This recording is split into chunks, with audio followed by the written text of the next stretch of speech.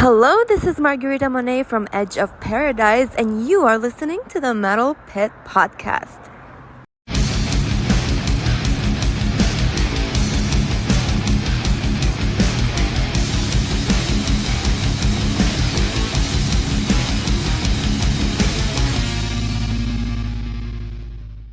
Welcome to the Metal Pit Podcast, where we dive deep into the bands and albums that shape metal. Please visit our website, The Metal Pit, www.themetalpit.org, and you can find us on Facebook and Instagram at The Metal Pit, and on our YouTube channel, which is YouTube at The Metal Pit 666. And you can also follow the podcast on Instagram, which is at The Metal Pit Podcast. And make sure you follow us on whatever Spotify or Apple or wherever you listen to our podcast, and subscribe. Maybe leave a review if you can, and all that stuff. And if you want to email me with suggestions, comments, complaints, or whatever about the podcast, email me podcast@themetalpit.org. It's been 2 weeks since the last podcast, as some health issues came up and I just couldn't get one done, but hopefully we're back on track to one a week again, which I also said 2 weeks ago. But anyway, we'll get back on track, I hope. So my guests tonight are two of the writers from the Metal Pit. We got Jim. How you doing, Jim? Great, man. Glad to be here and meet Jon and back on here. It's been too long. It's awesome. Yeah, and Jon is here from what state do you live in, Jon? North Carolina, sir. Okay, and this is your first guest appearance on the Metal Pit Podcast. Thanks for joining us. Yeah, thank you so much for having me. This is really awesome. Thank you. And since this is your first time, I thought I might as well ask you, because I always like to ask this: how did you get into heavy metal music? Oh, geez. I grew up, part of the MTV generation. So I was exposed to a lot of glam rock, a lot of hair bands in the '80s and whatnot. So a lot of it had to do with curiosity. Just wanted to see what heavy metal really was, the real bands really were. Part of it had a lot to do with the imagery. You look at a lot of these album covers, specifically like Defenders of the Faith, which we're going to cover tonight. Um, Black album cover with a robotic lion with tank treads and missiles, just really, really cool, so you knew the album was going to be awesome. A lot of those old Iron Maiden covers, Killers, Live After Death, things like that. The imagery really piqued my interest. And they had, there was getting a lot of publicity, unfortunately, a lot of negative publicity back in that point in time from Tipper Gore and the PMRC and whatnot. And so, I kind of figured, well, if the government hates it, it's got to be good, right? Yeah, that's right. So, it kind of all stemmed from 14-year-old me, just being very curious and wanting to explore heavier music and, just really see what it was all about, at that time. So, cool. Yeah, I'm still listening 30 plus years later. So, something right. This album came out when I was 3 years old. I didn't hear it then, but or not this album. Sorry, I mean the group. Yeah, the group right. started when I was 3 years old. I meant, sorry, I'm not that old. Confused there. And Jim, of course, has been on a lot. I'm not going to ask you how you get into heavy metal, but you are on another podcast called the Thrashcast Podcast. Where can people listen to that? Yeah, they can find us on YouTube under Horror Metal Sounds, and we're on Spotify. So just check out Thrashcast, and you'll find it. And you probably had a new one out today, right? Yeah, Beg to Differ with Prong. Okay. Kind of going back to some crossover original stuff. And Blake, you'd be proud of me. I brought up Faith No More in that podcast. So a little homage to you there, because I know how much of a fan you are. That's good. I was looking for the 1984 album. I couldn't find a Faith No More one. So. No. You had me at Prong. There you go. Yeah. I think I didn't really get into Prong much, but I did have that album, I think, and probably from the video for Beg to Differ, right? Is probably seen the video and thought, oh, I'll get this, but I just never really got into them that much. Okay, so today's episode, as it was mentioned, we're going to talk about Judas Priest. Let's see, what am I doing here? Okay, and everybody knows, of course, they were established, like I said, in 1969 in Birmingham, England. They've sold over 50 million albums. Of course, one of the new wave of British heavy metal bands, probably one of the first ones, I suppose. And of course, they influenced lots of bands, and they are still doing it today. They have 19 studio albums, if I counted correctly. And the last one was out this year, which I don't remember the name, sorry, but anyway. So Shield. Pardon? Invincible Shield, and it's okay, yeah, I didn't see that. I just didn't write it down. So, and Jim, you've probably asked her this before too, since you did, I think, Scream of Vengeance with me and Georgina. But when did you first hear Judas Priest? Just briefly. I'm going to retell the story quickly. So I have two stories on this album. One is going to be for Eat Me Alive, so I'll wait till then. But I first heard Judas Priest. You probably will remember this story, Blake, but for everybody out there, I was at a flea market when I was 9 years old, was buying the Saturday Night Fever double disco album, and stuffed inside the album number 2 was missing. And when I got home, it was Sin After Sin in there. So I lucked out. So I didn't have the sleeve or anything, didn't know who they were. And I tell you, it blew me away. And I listened to that when I was 9.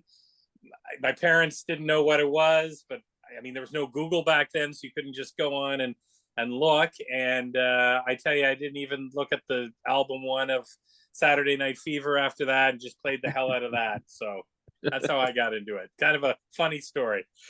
But you still dance, though, don't you? You still disco dance? Of course I will. I mean, John Travolta, and I mean, you got Air Supply on that album. Jesus Christ, yeah. I mean, that's a classic. Okay, John, when did you first hear Judas Priest? John? It was my 14th birthday, actually. I had some money for my birthday, went to the record store, and was looking to see what real heavy metal was all about. And I picked up 4 albums: Ram It Down, Defenders of the Faith, Live After Death, and Ride the Lightning. Nice. And so that was my gateway. That was my introduction to Judas Priest and heavy metal at large, all at the same time. So Priest was a very big gateway band for me into all the crazier stuff that I listen to now.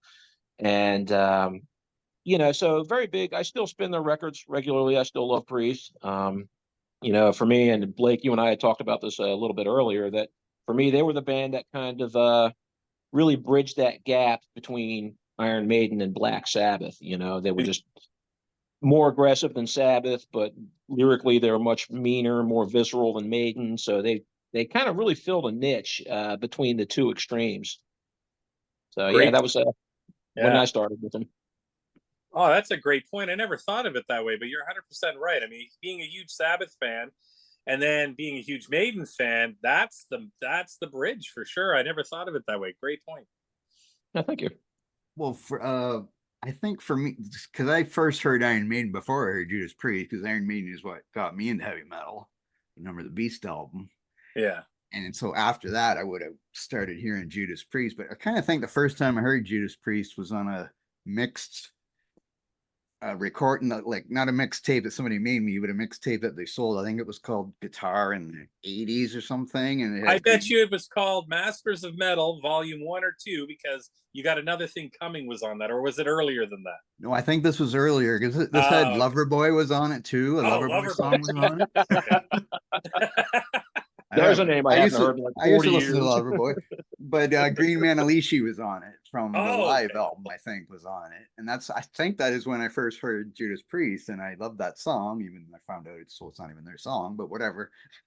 So I think that's the first time I heard Judas Priest, but whatever. So anyway, but I've said that story too before, probably 3 times now.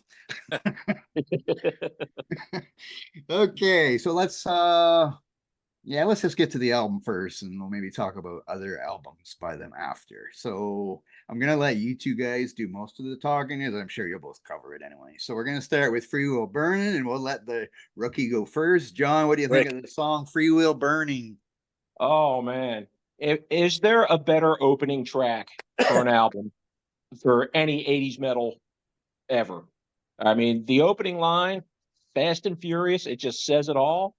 The song, it's great. It's just so aggressive and in your face. It's definitely one that I don't play in the car because it will get me pulled over. Yeah, I love it. I love it. I mean, yeah, it's awesome. The guitar work is phenomenal. Um, it gets your pulse pounding, man. It's one that I would love. I've never seen Priest live, but if they opened the show with this song, it would be a great show opener for their live set. That's for damn sure. And Jim, what do you think?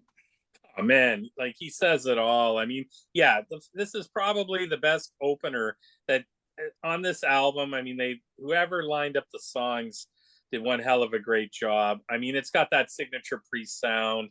If I being a fan from Sin After Sin, Sin After Sin's my favorite Priest album only because of that story. But I love like Dissident Aggressor and stuff like that off that. But this, I mean, after Vengeance, and then you have this album, you've got, this just fits right in, and it kind of picks off where Vengeance kind of left off. And I mean, everything, Yes. the dueling guitars on it is awesome. The solos are awesome. And the video for this is a kid playing Pole Position. So, back in the day, you were like, man, Pole Position, that's a wicked video game. Now it looks kind of cheesy, but hey, it worked. And yeah, it's a wicked, wicked track. One of my favorite Priest tracks. Hey, don't ever downplay the importance of the Atari 2600. Oh yeah, I still have one. That's a piece of history right there. I mean, Yep. If Indiana Jones was here right now, he'd say it belongs in a museum. That's a good quote. Yeah, for sure. But yeah, it is. Free Will Burn is just such a great song. It is quintessential heavy metal. It is quintessential Judas Priest. You can't not like it, really. Yeah. Yes, it's probably my favorite song on this album, I think, myself, actually. And since I do play it in the car because I need to drive faster anyway. So well, you have a fast car. I drive an old pickup truck, so I just kind of lumber along. I have a Kia, but at least I can pass a gas station. So there's there you go. Oh no, I'm leaving a footprint. My footprint on this earth. People are going to be like, "Wow, Jimmy was here. He was here." The earth is scorched. All right. When I used to play Pole Position in the back of a pizza place, and was it the game you could sit in? Remember? Yeah. Well, I don't know. I don't know if it was that version because it wasn't a very big room that it was in. I'm not sure. I can't remember. It's been a while. Yeah, true. But anyway, okay, let's go to Jawbreaker. Jim. Yeah, I mean, there's not, in my mind, and there's not a bad track on this album. So this is an underrated track, and I like the fact that it's got another superb, like the solo in it is amazing, and it's got a great chug to this song. I mean, I love it. Another great one. I mean, there are so many singles. Like Free Wheel Burning was the first single off this album, and then Jawbreaker is just another great song, and it's covered by the band Rage. They do a really good cover of it, which is kind of cool, and they're an underrated band as well. But yeah, this is one of the underrated gems on the album. I think that there's quite a few of them. I mean, I like everything on this album, so I'm going to be really kind of gushy with almost every song. So I'm warning you now. Yeah, same here. And so, John, what do you think of this song? I agree 100% with what Jim says about the chug and how underrated this song is. I actually, for my part, I flip-flop back and forth between this song and The Sentinel as being my favorite on the album, depending on, the day of the week, whether or not Neptune is in Libra, changing the tides, yada, yada, yada. But the album as a whole has a certain atmosphere to it. Just the way it was recorded, the way it was produced. It has a certain vibe throughout the entire album. Yes, some songs are faster. Jawbreaker obviously is one of the slower ones, but it's heavy as hell. Just a mean tune. One that I enjoy blasting at top volume. And yeah, it's probably, if I was to list my favorite tracks off the album, between this and The Sentinel, it's going to be 1A and 1B for me. Yeah. I love it. And like Jim says, I'm going to be really gushy too, because overall, I think this is probably my favorite Priest album. of their entire catalog. So I mean, yeah, you can't go wrong. You really can't go wrong. Did you get that 1A and 1B from Jim? He says that all the time. Am I missing No, it? he's Should I just a be smart saying man this? who can't pick. No, I mean, I don't think I've known Jim quite that long yet, but I'm sure I'll pick up his bad habits here.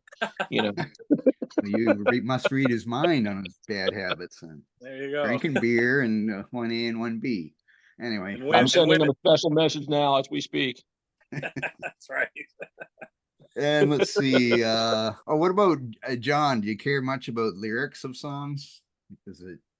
Well, being much more of a death metal guy, not quite so much because, let's face it, nobody listens to death metal for the lyrics. But when it comes to, the more classic metal bands, Priest, Maiden, Sabbath, Scorps, yeah, I mean, I think lyrics are important. And, especially if you get a singer of the caliber of a Rob Halford or a Bruce Dickinson, I mean, it gives me something to sing along to in the shower or whatever. So yeah, I mean, this is lyrically, it's a mean tune. Yeah. Most of the album is even the quote unquote ballad, Night Comes Down. Is it really a ballad? I mean, there's just that sinister underlying current. Can't quite put my finger on it, but it's still a mean song, even if it is a ballad, Mm-hmm. So okay, then we go to Rock Hard Ride Free. John. I enjoy this one as well. Simply because when the album was recorded, you're looking at the 1980s. It was the decade of excess, and everything that you saw on TV, MTV, the news, everything was just done to the extreme. Everything was taken, as much as you can get, as fast as you can get it. And, this song lyrically, I think, plays into that because that's all what the 80s was. I mean, you look at, like a David Lee Roth or whatever, and that's all you were exposed to was just, living hard, living fast, rock hard, ride free, sex, drugs, rock and roll. I mean, this song exemplifies the 80s, I think. I mean, I could be reading totally wrong, but that's, what I always got out of it. And I really enjoyed it. I mean, it's a memory for me. And Jim? Yeah, I mean, I would like to have the 80s come back, to be honest with you, because songs like this is exactly how now I have the money, I could live my life to the excess. It's like, geez, okay, but maybe my body won't hold up, but I'm not worried about that. But anyways, yeah, I mean, this is a classic, another underrated classic. And I had a shirt with this on it, with a Judas Priest shirt with Rob Halford on the front with his fist. And I still have it. It's up in my attic with all my, when I was in junior high and stuff. It would never fit me now. My God, I think I'd probably, unless the moths have gotten it. But yeah, I mean, the intro on this is amazing. Rob's voice on this is amazing.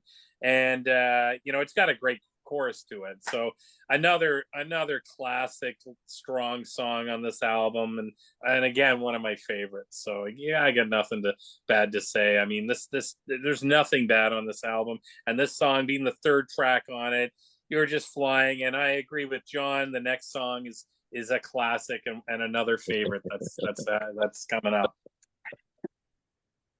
Yeah, I think they probably wrote that song for playing it live more so than some. Yeah.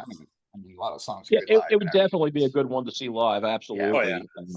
Sure kind of like when you did Wild Nights, Hot and Crazy Days.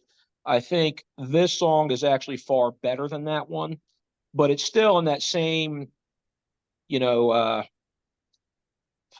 think of the word, but in that same type of song, just typifies that whole attitude, that whole sex, drugs, and rock and roll attitude that was so prevalent in the 80s, just a much better song, I think. Yeah. I think groups started to learn that, okay, we got to do a song that's going to be good for the crowd to sing along to. So I think. Oh, yeah. Definitely. Yeah, it's great to have technical songs and stuff, but, if you don't have that kick-ass chorus, for all and remember, these bands back then, they were trying to, it was all generally men, like young men going to the concerts because we were all going.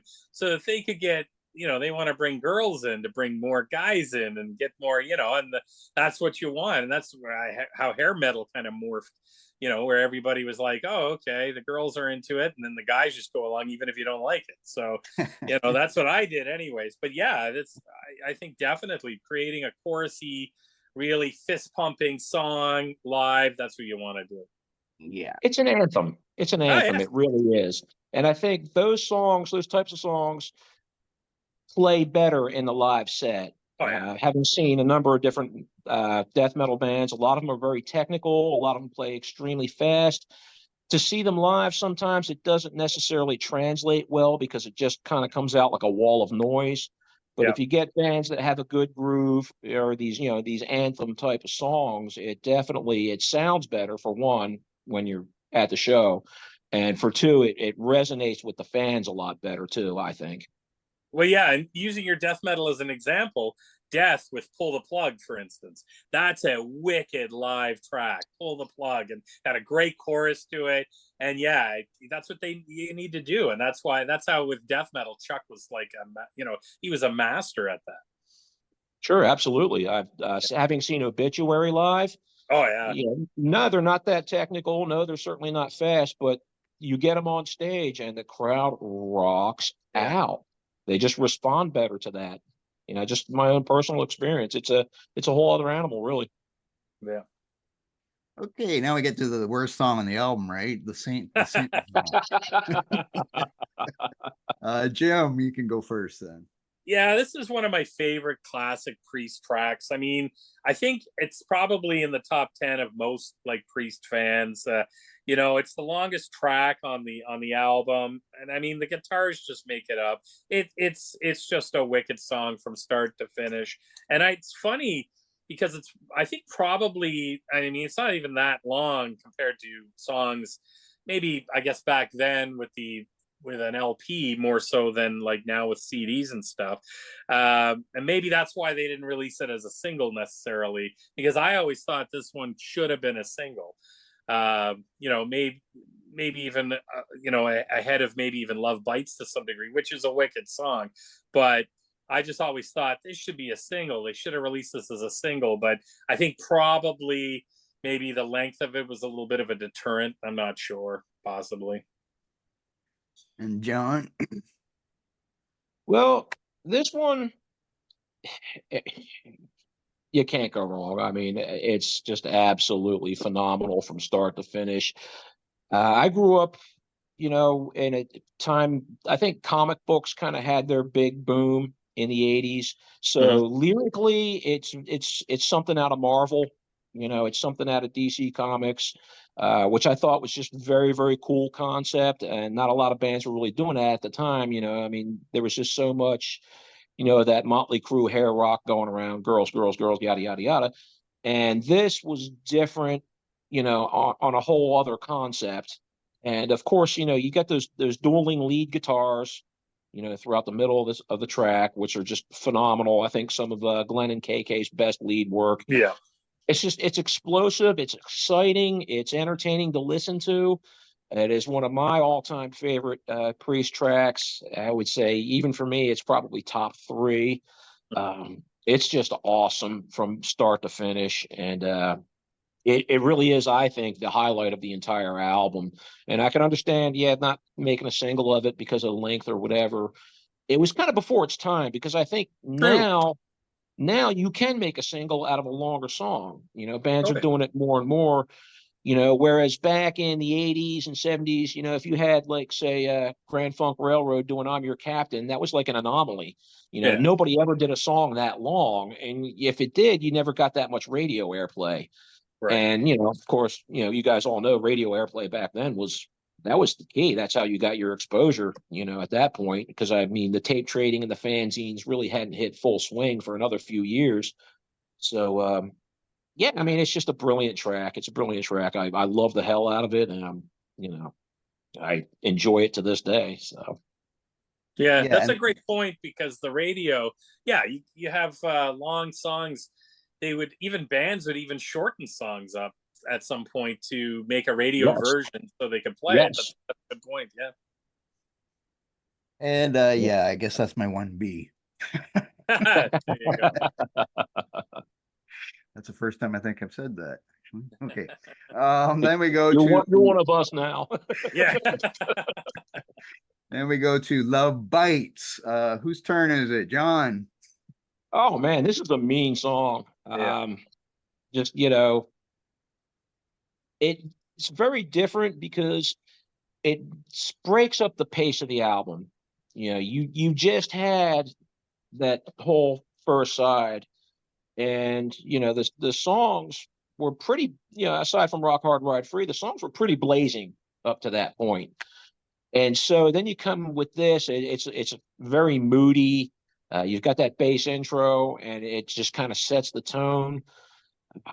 I could see this being a hit with a lot of like the goth kids nowadays would probably get into something like this just because of like the vampire connotations to it. Again, it's well placed within the album. It's not one of my favorite songs on the album, but because of where it sits in the track listing, I think it makes the song more effective because you're coming off that high of the Sentinel, and now we're going to hit you with something a little doomier, a little more Sabbathy, and it holds your attention when you break things up that way, I think. But that's just me. And Jim?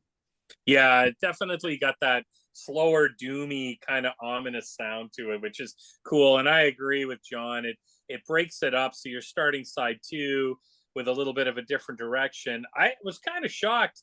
Like, I mean, I think I heard it as a single actually when it first came out, so I was kind of shocked they went with this one. But it's definitely cool, and it had a lot of fan play with it. I mean, it's almost kind of a bit of a spoken word to some degree. And the echo kind of effect that Rob has on his, especially on the outro of the song, is really, really cool. But it's just got that heavy, slower beat. And I think it just really, yeah, I mean, John hit it on the head when he said, like, this would be more gothy, definitely more doom, and definitely on the line with a Sabbath kind of tune from Judas Priest. I mean, you've got Rob, that's such a high singer, but he does a great job on it. And I mean, it's just a fantastic song, and it's leading into where it's changing the kind of the focus of the album, the direction of the album, but then they sort of calibrate it back in the next one. So yeah, I think it's got a great placement. It was probably just a single because, well, one, it has the word love in it, so that's yeah. Nice. But it does, love does bite, whatever. Yeah. But yeah, it is a little slower, and I guess I don't even know would it ever got in the radio back then anyway. I don't know. It was a single, but not on your like top 40 radio anyway. No. Not that I can remember anyway. But anyway, okay, then we get to a more, I guess this would be a sexual track, isn't it? Eat Me Alive. Jim. Yeah, well, this one I have a funny story. So when I was in junior high, I don't know if I think it was grade 8, I'm not sure. There used to be that phenomenon lip syncing that went on. And we would have one every couple of months instead of a school dance. They would do like a show of about 10 bands or singers that would be lip sync. So I did this one with a bunch of buddies of mine. And well, we didn't win, but the lead singer looked kind of like Rob Halford. I was on bass, so I was kind of in the back. And I think the only reason why they picked me to come in is because I had a Priest shirt on. So, but anyways, we had real instruments and stuff, but we lip synced it. We had a great time. And yeah, the teachers didn't look too impressed, so that made us even more happier. But John brought it up at the start. This is definitely the track that pissed off Tipper Gore with the PMRC and put Priest on the Filthy 15, which is kind of, I could have probably picked a million other songs other than this one, but hey, whatever. They must have knew what they were doing, but anyways, and knowing that it was on the Filthy 15 probably make me want to buy this even more because but in all fairness, like I think Sheena Easton was on there and Cyndi Lauper, so Madonna. it didn't really mean anything, but for the metal bands, it was definitely like, oh yeah, I mean, Wasp was on there with Fuck Like a Beast, so like then there's this, so it has to be good. So I think they you know, having the PMRC shit around the song and around the band really just made it that much more popular. But it's a great song. It's fast and it's just great. And yeah, it's a sexual kind of innuendo song. So you know, right up my alley as a 16-year-old when this came out, or 14-year-old when this came out. So, you know. And John, what do you think of this song? Yeah, I mean, to echo Jim's point, it is you know, very S&M, you know, for lack of a better term. But you know, I think, you know, controversy sells albums. Okay. And so in order to, you know, make waves, I mean, you look at Guns N' Roses, okay, come out dropping F-bombs all over the place. And, you know, obviously this album here was, you know, 2 or 3 years before GNR's debut dropped. So to, you know, be able to make waves like that and, you know, get the attention specifically of Senator Gore's wife and the PMRC and all that, you know, they definitely, they had to know what they were doing. And, you know, I got to really thank Priest for having the foresight to understand that controversy sells records, because without the attention that the media attention that they would have gotten, or that they have gotten, excuse me, you know, I may have never have heard of them, you know, at least at that point in my life. So, you know, it brought me, you know, into heavy metal, you know, it was just one of those things along with the imagery. And, you know, it was just you know, it was a sign of the times, you know, as much as anything. But I think that, you know, if we've kind of become desensitized to this sort of thing, you know, at this day and age, you know, whereas, you know, a song like this back in the 80s, you know, was like, you know, taboo, way taboo. And, you know, now it's like, you know, you got Cardi B out there. So it's like, you know, how far have we fallen, really? I mean, you know, I'm okay with bands, you know, stirring the pot to, you know, boost their sales and get their name out there. But I think that it's almost a moot point at this day and age, unfortunately. But it is a great song. It's fast. It's aggressive. You know, there's really nothing not to like about it. And I think I often wonder with the Filthy 15, because like some of the songs, like We're Not Gonna Take It by Twisted Sister, like give me a break. Like, and that's to incite violence. Like, give me a break. Like, you know, I'd love to see Glenn Benton back then with Deicide and just throw something from their last album in Tipper Gore's face, you know, and be like, yeah, hey, what do you think of this? You know. But anyways, yeah, we're so desensitized to it now. And I think too, another point with that, when I first started listening to Priest, and this was in 1990, when I first heard this album and heard Ram It Down, I'm not sure if the suicide trial was still going on or had just wrapped up at that point. And, you know, that was a big thing too. I mean, that was all over the news. Yeah. And, you know, again, when mainstream media is all you have, and this is what they're presenting to you, you know, as a rebellious teenager, you know, you're going to want to go look for that. You know, and anytime they had that parental advisory label on it, well, shit, I got to have it because that's the good stuff. Exactly. And that's why, Jim, you mentioned Deicide, right? Yeah. And that's why, because they don't get in trouble over lyrics anymore, because whatever, you're desensitized. That's why he had to bring up stuff about Weezer to get some publicity for their album. If you saw that, right? Yeah, that's right. Like he criticized bands for not dressing metal and stuff like that, and then, you know, so it caused a stir. So people, I did notice that anyway, because they can't get in trouble for the lyrics anymore. So let's do something else. So we can get some words talking about us going on here. It's funny that at this day and age that, you know, talking trash about another band is more objectionable than the lyrics in some of these songs. Yeah. You know, I mean, you know, go put on a Cannibal Corpse record and you'll see some things that are pretty damn objectionable, you know, by mainstream society standards. So it's funny that I think we're desensitized, but we're almost kind of desensitized in the wrong area. Like it's just our priorities are all messed up these days. It's crazy. Yeah. I think rap music probably caused a lot of it because they were so extreme and it was more popular than heavy metal. I mean, heavy metal was big in the 80s, but when rap came along and then they're talking about killing cops and whatever and all those things. So that kind of, but now it's just, yeah, it's everything's out there. You can't really say anything wrong. Well, you can say stuff wrong, but it's like not like back then. Yeah. Exactly. Okay, It's a different then we age. go to another rocking song. Some heads are gonna roll. And this is John. What do you think of this? Oh yeah. I mean, it's it doesn't have that blazing speed of the rest of the album. It's a much slower paced song, but it is just mean as hell. I mean, just the title alone says it all.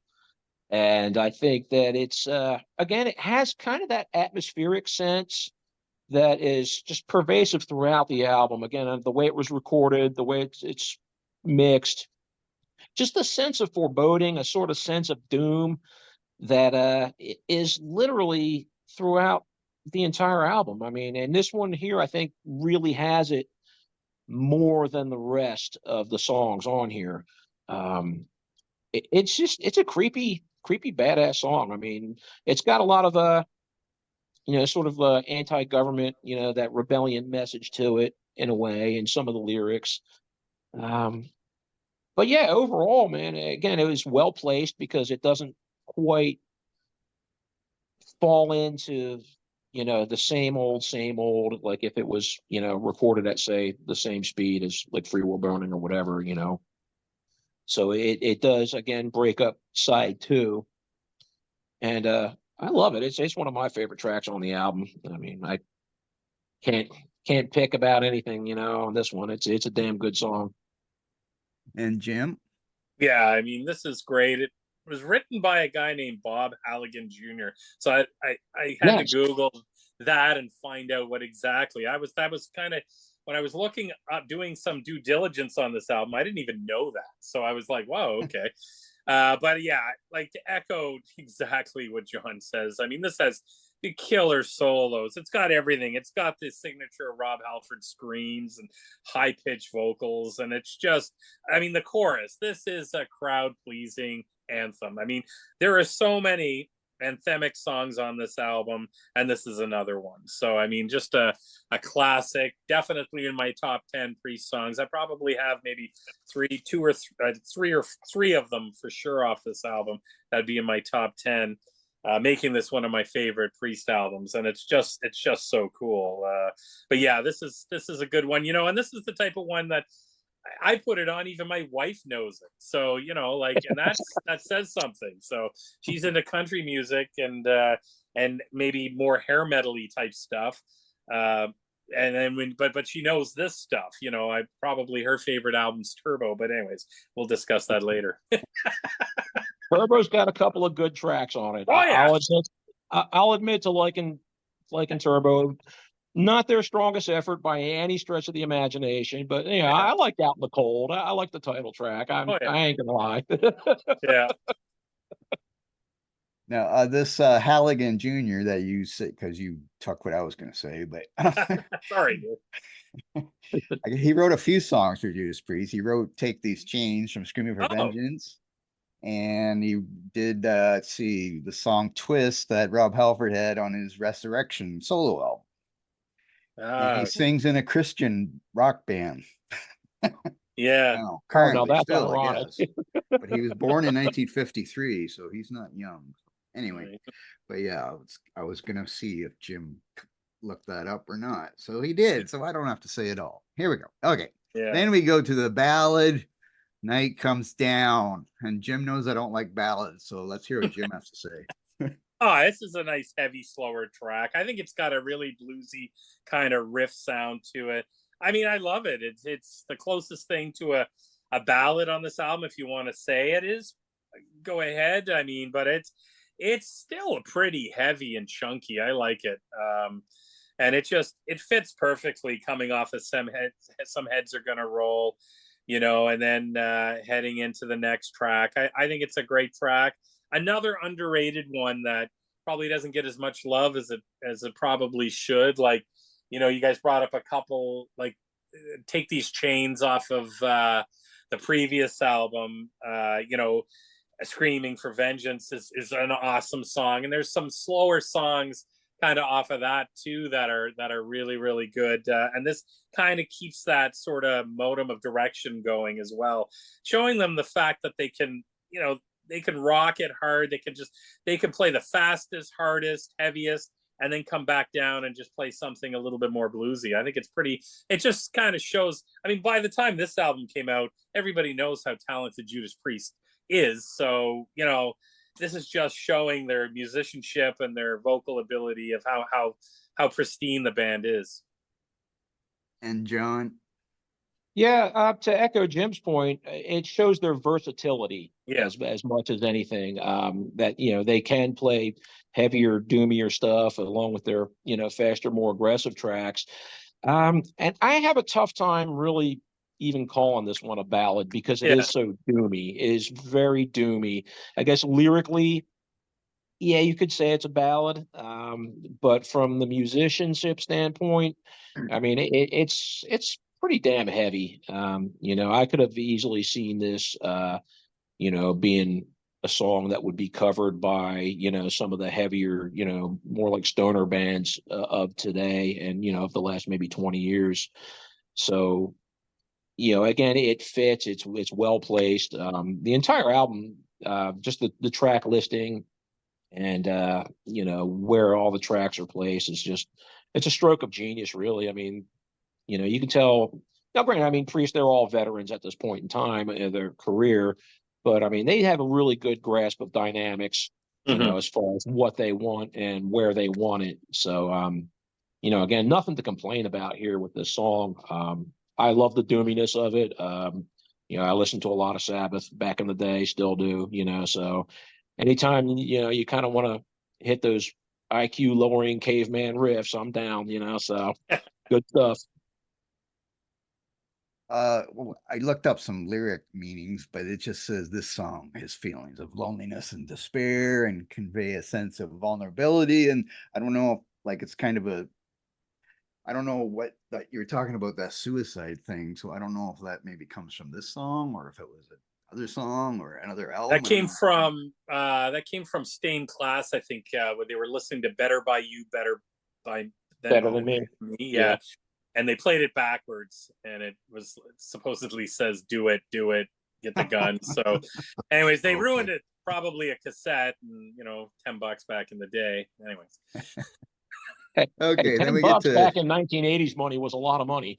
Yeah. That was 2 weeks of me. That was 2 weeks of my allowance, man. I wasn't taking anything apart.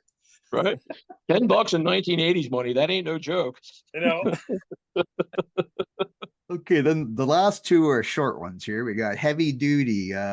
You want to do these together, or because the last thing's not really a song, is it? You might as well. Yeah, it's just kind of an outro. So, Jim, start with the last two: Heavy Duty and Defenders of the Faith.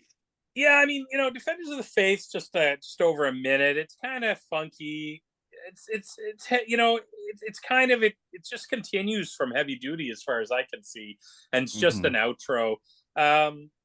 So I guess it would be it's not as groundbreaking as the Hellion and the first of the last album. So to me it just finishes it off. But Heavy Duty's a wicked song. It's got that wicked drum intro, leads into the heavy guitars, and it's got that a really cool chug.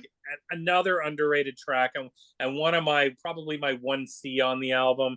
It's got, and Rob's vocals on this song. I mean, on the whole album, his vocals are just phenomenal, but on this song they really, really shine. I think this could have been another really, and I'd love to see. They probably don't necessarily play this live.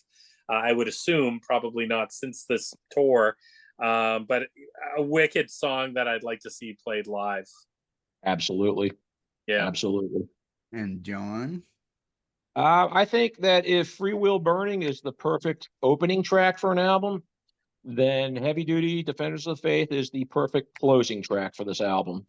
It is something that to reiterate Jim's point about playing it live, I could see them closing out like Vaughan or Donington with this track, and just the crowd just rocking out, screaming, "We are defenders of the faith." I mean, I think like it kind of gives me chills, really. Like this would be a great way to close out a festival, great way to close out any show at any venue, really. But I think it's really made for that arena rock, type of scene. I would love to see them play this live personally. Like I think it'd just be the perfect way to close out a show. Well, according to Setlist's website, that finds out what songs have played the most, Heavy Duty is the least played song live from this album. I would believe it. While Defenders of the Faith is up there a little bit higher, but The Saints and All and Free Will Burning, of course, and Rock Hard, Ride Free, Jawbreaker, whatever. Jawbreaker, yeah. Jawbreaker's awesome. So, and that's Heavy Duty is another one that you think would have been played live more, because it's more of, again, another crowd singing along song thing. Oh yeah, but it's an anthem. Yes. Oops. Yes. Okay, so that's the album. Okay, we're gonna rate it out of 10. John, what are you gonna give this out of 10? I know what Jim's gonna 9.5. 9.5. There's really nothing to complain about.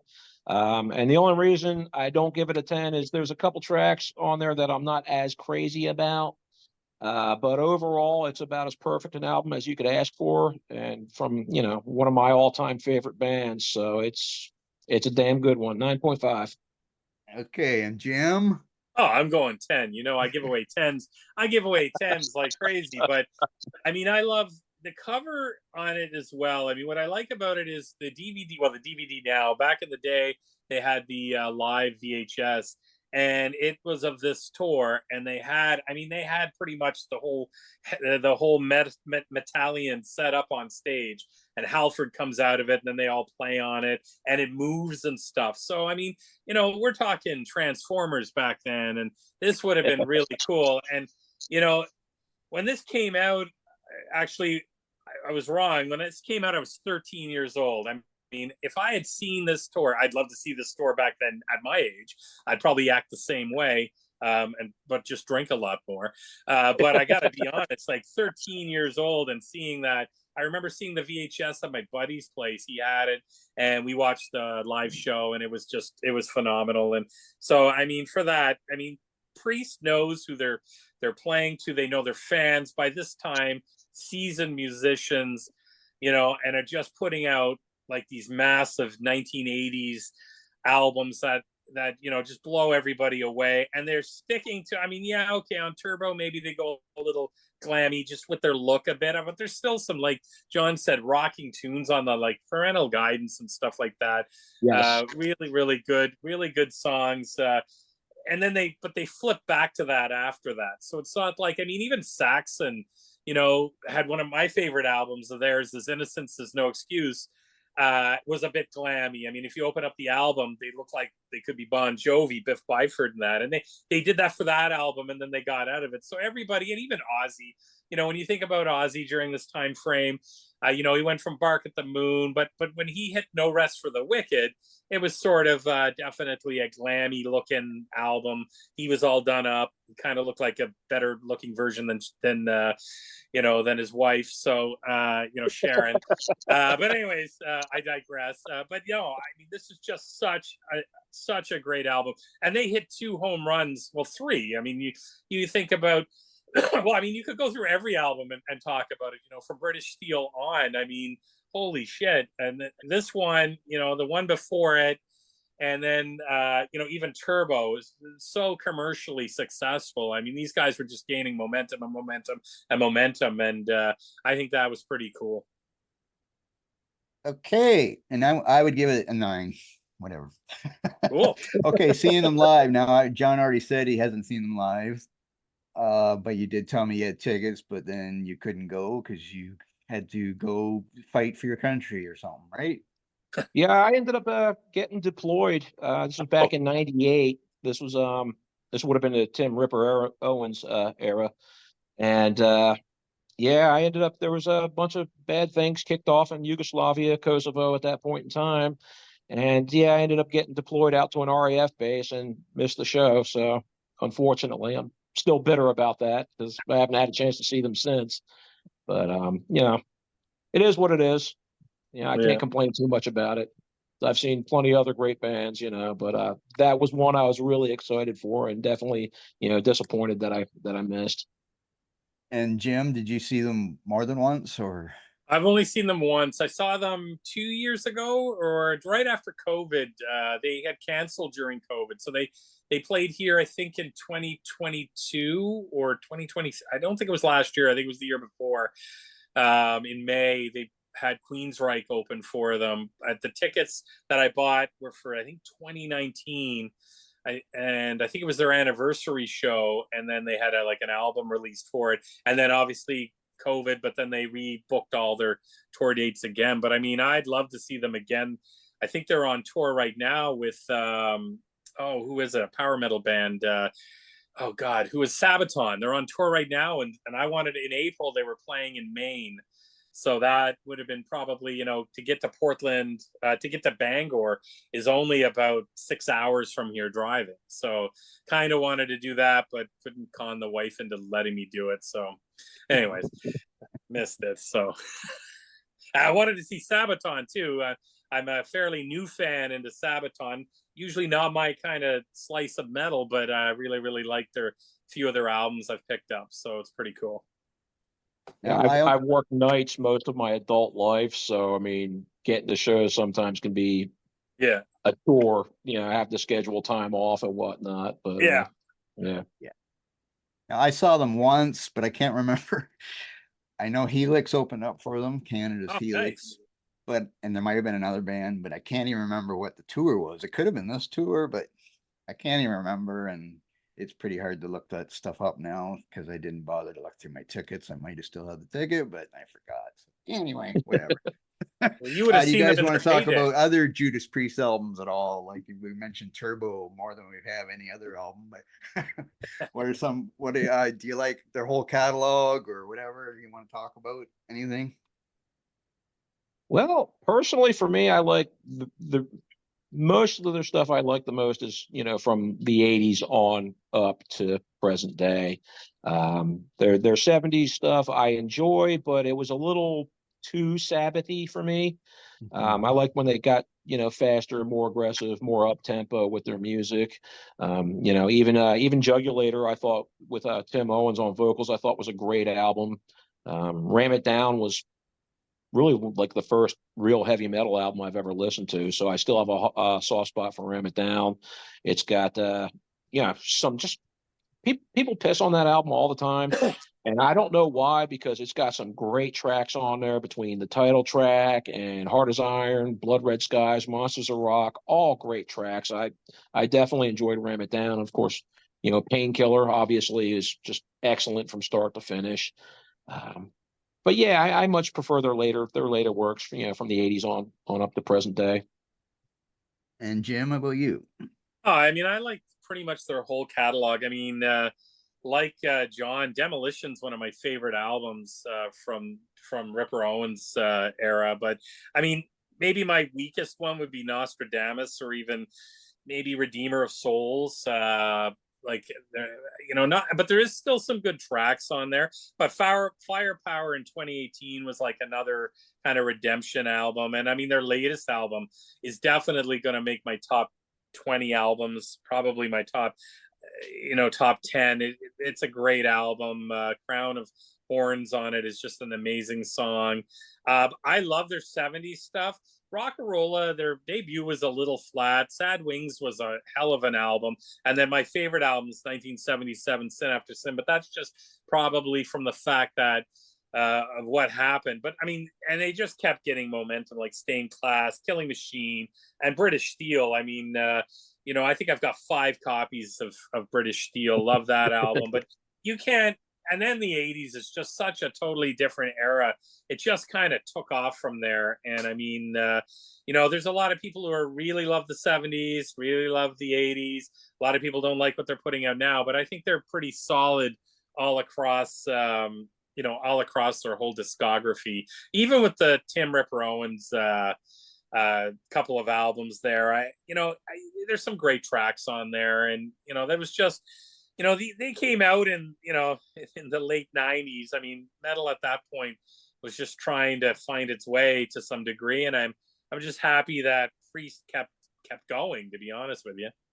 Mm-hmm. Yeah, their longevity is phenomenal. Yeah. I mean, you can't put any type of what's the word I'm looking for? I can't think right now. You can't put a price on that. You can't understate that. Just to have that kind of staying power for this is their 50th anniversary tour. Yeah. I mean, how many bands do you know are doing that? Yeah. I mean, I can't think of any. I mean, I know the Stones have been around forever, but I don't think they've done anything in recent memory that I can think of. I could be wrong. But I mean, that's just incredible. It's an incredible run. And I know, unfortunately, Glenn and KK, they have their health problems and whatnot. But I mean, who doesn't at 70 years old? Yeah. And from my understanding is that Rob sounds as good today as he ever has. Oh yeah. So you got to hand it to these guys. They are warriors. Yeah. And anybody listen to the Dolly Parton Rob Halford song? Yeah. I've heard it, but I don't even think I heard it. I just remember. Yeah, it's more of a bit of a circusy act type thing. I like Dolly Parton. I got respect for her, but the song's just kind of a little bit of pandering there, I think. Unfortunately, I couldn't hear it over the Immolation album I was blasting at the time, so I missed out. Yeah, there you go. Yeah. Okay. I would never buy the album, Dolly's album there where she does all the songs with all the heavy metal guys and that. Yeah. She should have did that back when she was like in her 30s, and then everybody probably would have jumped on and said, hey, let's get Dolly Parton into heavy metal. But whatever. Yeah. Okay. So we're going to end the show here with our top 10 albums of 1984. Now, me and Jim have probably already did this before. Yeah. So we're going to go first. I'll let John go last since he hasn't done this before. And so I guess I'll go first with my list, and I'll let Jim go and John. So my list might be different from whatever the other episodes, because we've already did Power Slave album and might have did it on that one. I'm not even sure. Merciful Fate, I can't remember. Dio, I don't remember where I did it, or maybe I've did it more than twice even. I don't know. But anyway, here we go. Number 10. I'm not going to say much about the groups because there was so many classics in 1984 that, everybody knows them anyway. So my number 10, I have Deep Purple, Perfect Strangers. Nice. Number 9, I got the Canadian band Exciter with Violence and Force. Number 8, I have Whitesnake, Slide It In, even though there's Great a couple. Album. I really like that album. It's number 7. We got the previously mentioned Twisted Sister, Stay Hungry. Great album. Number 6, I have this Priest album that we did here. Because I'm not as big, as I kind of said before, I was more in Iron Maiden at the start. So I like Priest, but I wasn't as much into Priest as it sounds like you two were. So that's probably number 6. Anyway, number 5, I got Metal Church's debut album, because I really like Metal Church, those first few albums. Number 4, I got Dio with The Last in Line. Number 3, I got Iron Maiden with Power Slave. Number 2, I got Merciful Fates, Don't Break the Oath. And number 1, I got Metallica's Ride the Lightning. Nice. I have lots the same. So Jim, let's hear yours. Well, I did have a couple honorable mentions, but you're probably going to mention them, so I'm not going to mention them. I'm doing honorable mentions right now. So okay. I'm glad to hear that John is a Scorpions fan. That's really cool. I put Love It for Sting. Not one of my favorite, a bit more commercial, but I mean, I love that album. The Wasp debut didn't make my top 10, I think, this time, but I love that album. Venom, At War with Satan. It's just, there's so many other albums I put on here that could have been in there. And I love Rising Force by Yngwie Malmsteen. That's one of my favorite albums. I love that album, and everybody hates Yngwie, but I don't mind him. So I'm going to start off with number. Too. Oh yeah, it's a wicked album. So number 10 for me is Fistful of Metal, Anthrax. That's probably my favorite. I love Neil Turbin, so I think when we did an Anthrax one, this was either my 1 or 2, believe it or not, with Among the Living. But number 9, March of the Saint, Armored Saint, huge Armored Saint fan. Love that stuff. Number 8, same as you, Metal Church, Metal Church. I mean, I like Metal Church's latest album too, but I mean, these early albums are just amazing. Number 7, I'm going to go Canadian with one of my favorite bands. Got a shirt on right now. Voivod, War and Pain. I still remember the first time I saw the video for Voivod, and they were wearing gas masks, and I fell in love with this band. I actually had to buy this as an import in Canada, and had to have it ordered in through downtown Halifax and bug my parents to drive me there. And I mean, this is, this is only when I'm 13 years old. And I remember bringing it to school. I still have my original cassette. Anyways, I digress. Number 6, Dio, Last in Line. Huge Dio fan. Love Dio. Great album. Number 5, same as you. Mine's a little farther up, but Deep Purple, Perfect Strangers. Huge Deep Purple fan. Their new album, by the way, phenomenal.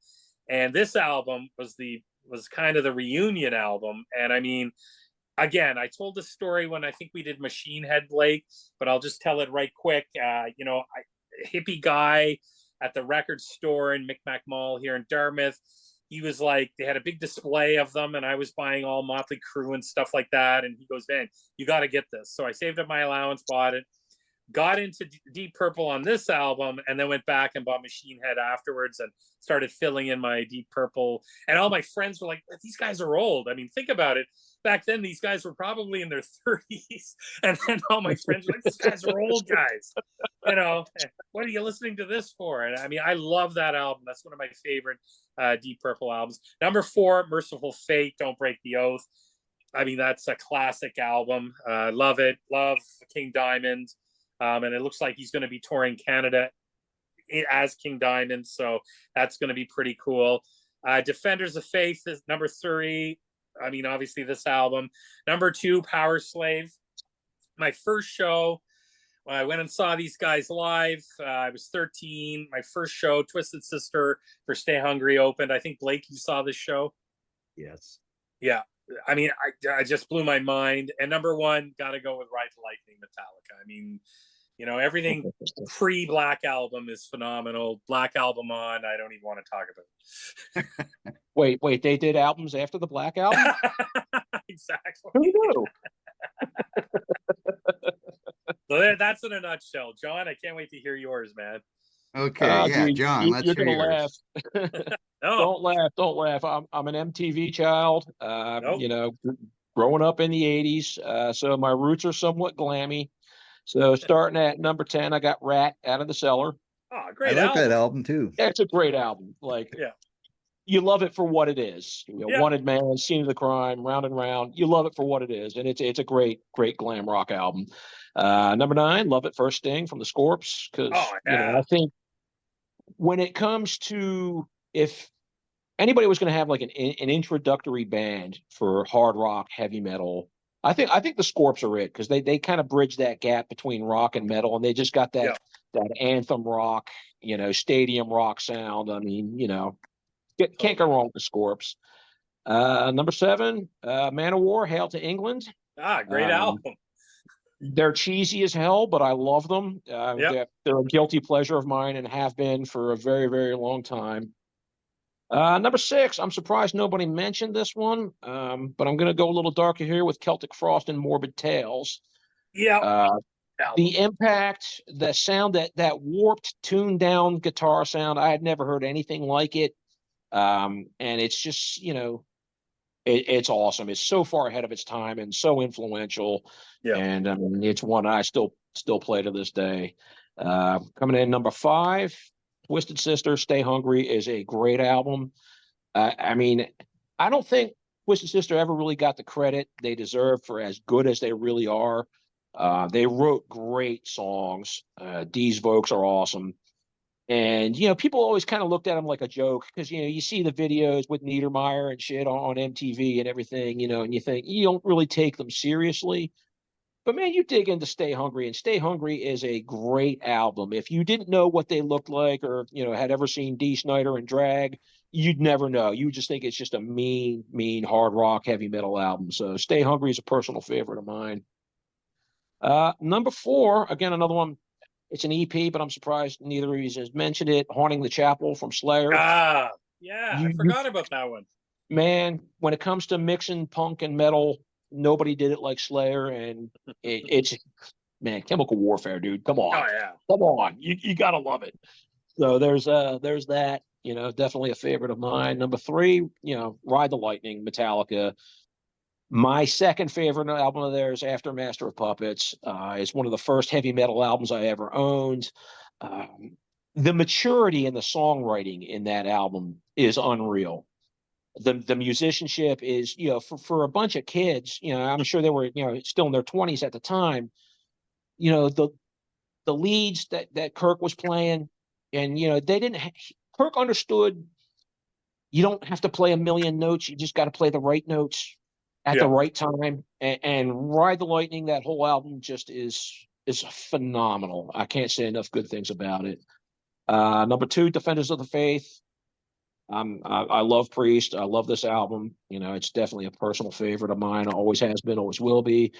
And for number 1, man, Power Slave. Iron Maiden's greatest album. Iron Maiden's greatest album, hands down. I wish I was old enough to have seen them on the World Slavery Tour, because, I mean, damn, that was them at the peak of their reign. They were on top of the world in 1984.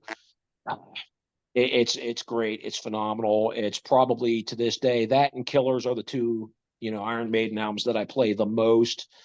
It's got all my favorite songs on there. Back in the Village, like, that is the greatest Maiden song nobody ever talks about.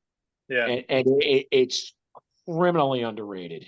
Criminally underrated. But that whole album's great. So, yeah, guys, there's my list. There's my top 10. Like I said, I'm a little glammy, but that's kind of how I grew up. So no problem. That's wicked. Twisted Sister is who opened for Iron Maiden on that Power Slave too. That's awesome. That's awesome. I wish I could have seen it. Oh man, it blew my mind. I still remember, because they if you YouTube it and go Iron Maiden in Halifax, they'll show the news program, because they set a curfew in because they were worried about rioting after the Iron Maiden show. So there was a curfew. So, like, my parents dropped us off, and then me and my buddy's parents picked us up, and it was just like, I still remember to this day, just sitting there, and when it all opened up, I was like, oh my God, I want to do this I want to be I could never be a musician, but I wanted to be famous in a band. I still do. Can't play anything, but I can do something. I think that's every man's dream, deep down. I mean, come on. Who wouldn't want that? Exactly. There's a document. Have you seen the Twisted Sister documentary on Netflix? I have not, no. It was on Netflix, I think, or originally anyway.